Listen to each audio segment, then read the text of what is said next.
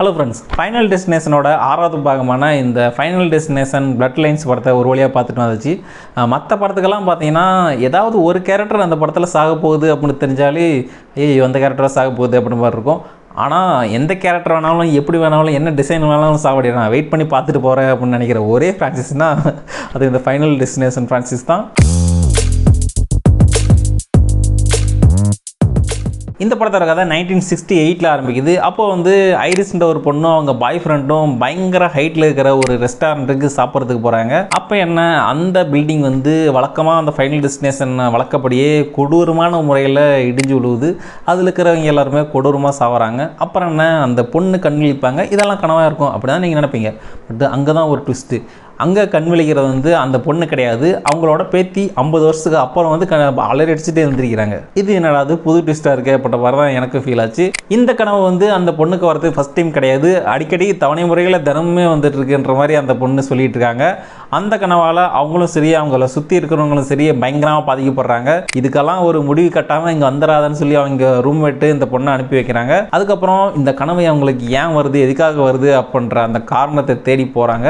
அந்த பயணத்தில் எத்தனை கொடூரமான மரணங்கள் ஏற்பட்டுச்சு, அது எந்த மாதிரி ஏற்பட்டுச்சு அப்படின்றத பயங்கர த்ரில்லிங்காகவும் ரத்த கலரியாகவும் சொல்லியிருக்கிற படம் தான் இந்த ஃபைனல் டெஸ்டினேஷன் பிளட் லைன்ஸ். இந்த பிரான்சிஸ் ரசிகர்களுக்கு கண்டிப்பாக இவர் தெரியாமல் இருக்காது. ஏன்னா இவர் தான் பார்த்தீங்கன்னா எல்லா படத்துலையுமே மிரட்டி விட்டு போயிருப்பார். நீங்கள் இப்போ வேணால் சாவலும் தப்பிச்சிருக்கலாம், ஆனால் உங்களை மரணம் கண்டிப்பாக துரத்திட்டு இருக்கும் அப்படின்ற மாதிரி ஆல்ரெடி பீதியில் இருக்கிறவங்களாம் இன்னும் மரண பீதி ஆகி விட்டு போயிட்டுருப்பார். இவர் எதுக்காக வருவார், இவருக்கு எப்படி இதெல்லாம் தெரியுது அப்படின்ற விஷயங்கள்லாம் முன்னாடி பாகங்கள் அவ்வளோவா சொல்லியிருக்கவே மாட்டாங்க.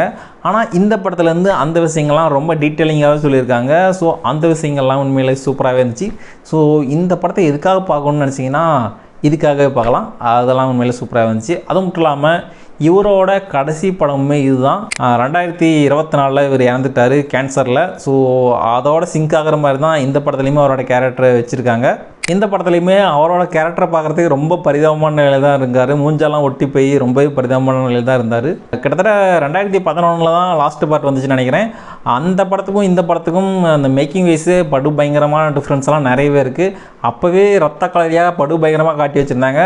அதை கம்பேர் பண்ணும்போது இப்போ அந்த விஎஃப்எக்ஸும் சரி சிஜி சரி செம்மையாக இருந்தது. இந்த படத்தோட பட்ஜெட்டுமே கம்மியாக தான் இருக்கும்னு நினைக்கிறேன். ஸோ அதை வச்சு பார்க்கும்போது உண்மையிலே சூப்பராகவே இருந்துச்சு அப்படின்னு சொல்லிக்கலாம். ஆக்டிங் வைஸ் எல்லாருமே அவங்களுக்கு கொடுத்த வேலையை சிறப்பாக செஞ்சுருந்தாங்க. அதுவும் ஹீரோயின் கேரக்டர் தவிர இன்னொரு இம்பார்ட்டன்ஸ் கேரக்டர்னா அந்த பாட்டி கேரக்டர் தான், அந்த ஐரிஸ்ன்ற அந்த கேரக்டர். அதில் யங்கேஜ் கேரக்டரும் சரி, அந்த வயசான கேரக்டரும் சரி, ஃபேஸ் வைஸு சிமிலரான ஃபேஸ் கட் இருக்கிறவங்களே போட்டிருந்தாங்க. அவங்க 2 பேரோட நடிப்புமே நல்லாவே இருந்தது. இந்த ஃப்ரான்சிஸ்லேயே இந்த படம் மட்டும் தான் 1 மணி நேரம் 50 நிமிஷம் ஓடக்கூடியது. மற்ற படங்கள் எல்லாமே 1.5 மணி நேரத்தில் ஓடி முடிஞ்சிடும். ஏன்னா இதில் கொஞ்சம் ஏன் நடக்குது, எதுக்காக நடக்குது அப்படின்றதான அந்த ரீசன்லாம் சொல்ல வேண்டியது இருக்கிறதுனால கொஞ்சம் லைட்டாக எழுதி வச்சுருக்காங்க. ஒரு சில விஷயங்கள்லாம் பார்க்கும்போது என்னடா ரொம்ப சென்டிமெண்ட்டாக போட்டு புளியறீங்க அப்படின்ற மாதிரியும் ஃபீல்கள் வரதான் செஞ்சுது.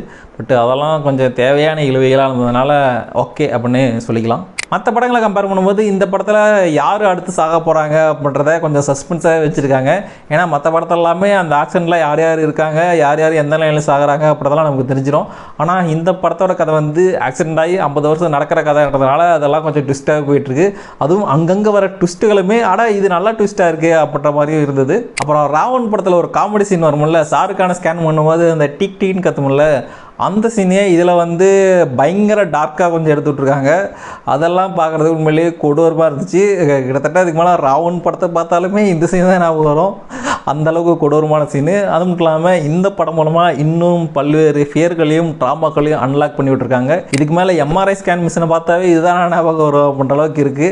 அது மட்டும் இல்லாமல் கண்ணாடி பில்டிங் போகிறதுக்கும் இன்னும் பதட்டமாக இருக்கும். ஆல்ரெடி இந்த கண்ணாடி பில்டிங்கில் அந்த கீழெல்லாம் எதுவுமே இல்லாமல் கண்ணாடியில் மட்டுமே செஞ்சுருப்பாங்கல்ல, அந்த மாதிரியான பில்டிங்க்கு போகும்போதுமே இதுக்கு மேலே இந்த படம் தான் ஞாபகம் வரும் அப்படின்றதும் குறிப்பிடத்தக்கது. மொத்தத்தில் இந்த படம் எப்படின்னு கேட்டிங்கன்னா கண்டிப்பாக final destination fans must watch in theatre அப்படின்னு சொல்லிக்கலாம்.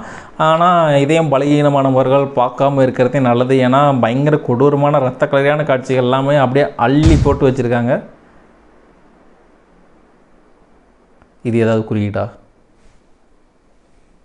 மிஸ் பண்ணாமல் தியேட்டரில் பாருங்கள். அப்புறம் இந்த படத்தை நாங்கள் தமிழ் டப்பிங்கில் தான் பார்க்கணும். தமிழ் டப்பிங்கும் சரி டைலாக்கும் சரி நல்லாவே இருந்தது. அதுவும் இல்லாமல் டைலாக்கில் அந்த பழைய தமிழ் டைட்டில்களையும் கொஞ்சம் சொல்லி விட்டுருந்தாங்க. அதையும் கேட்குறது நல்லாவே இருந்தது அப்படின்னு சொல்லிக்கலாம். ஸோ நீங்களே தமிழ் டப்பிங்கில் பார்க்கணுன்னு நினச்சிங்கனாலும் மிஸ் பண்ணாமல் தமிழ் டப்பிங்கில் கூட பாருங்கள், நல்லாவே இருக்குது. முடிஞ்ச வரைக்கும் முயற்சி பண்ணுவோம். Start music.